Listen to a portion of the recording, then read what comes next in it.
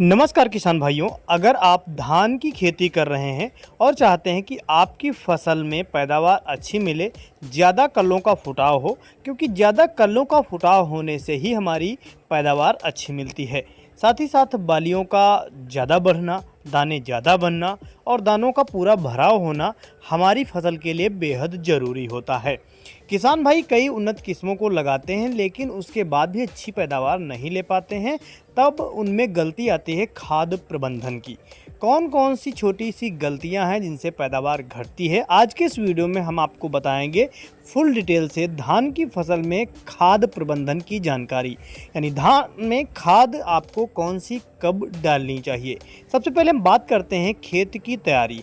खेत की तैयारी से पहले जब हम रोपाई से पहले खेत की जुताई करते हैं, तब हमें 2 से 4 टन प्रति एकड़ के हिसाब से कंपोस्ट गोबर की खाद जरूर डालना चाहिए। अक्सर किसान भाई इसको स्किप कर देते हैं, छोड़ देते हैं, जिससे कि बहुत प्रभाव पड़ता है। आगे चल के हमारी बहुत खाद लगती है, ज़्यादा खाद लगती है तो ज़्यादा उसमें लागत बढ़ जाती है और पैदावार थोड़ी कम रह जाती है।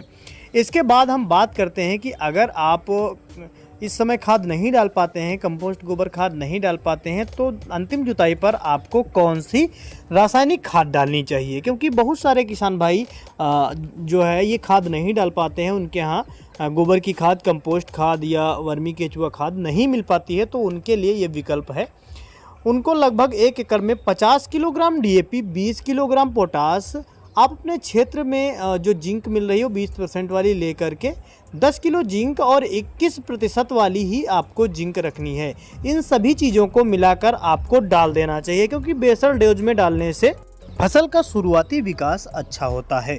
इसके बाद हम बात करते हैं कि रोपाई के बाद आपको कौन सी खाद डालनी चाहिए। आपको ध्यान रखना है, रोपाई के 20 से 25 दिन बाद ये खाद आपको डालनी होती है, जो पौधे के विकास के लिए बहुत ज़रूरी है। टिलरिंग, फुटाव, जड़ों का विकास बहुत महत्वपूर्ण रहता है। इसमें आपको 25 किलोग्राम यूरिया रखनी है और अच्छी नमी पर ही आपको डालनी है। साथ में आप फास्फोरस की मात्रा पूर्ति करने के लिए सुपर ले सकते हैं। सुपर फास्फेट यानी सिंगल सुपर फास्फेट जो होती है, इसमें सुपर फास्फेट ज़्यादा होता है, सुपर की मात्रा, जो कि जड़ों के विकास के लिए अच्छा होता है। तो सिंगल सुपर फास्फेट आपको 75 किलोग्राम लेनी है, 25 किलोग्राम यूरिया लेनी है और हल्की नमी पर आपको डाल देनी है। इससे पौधे का विकास स्टार्ट हो जाएगा और बढ़िया सा टिलरिंग और जड़ों का विकास स्टार्ट हो जाएगा। अब हम बात करते हैं कि रोपाई के आगे बाद कौन सी खाद सबसे ज़रूरी होती है, क्योंकि जिंक भी आगे देना बहुत ज़रूरी होता है। जब हमारी फसल 40 से 45 दिन की अवस्था में हो जाए, तब उसमें बालियां निकलने की शुरुआत होती है, यानी पहले गभोड़ अवस्था में आ जाता है।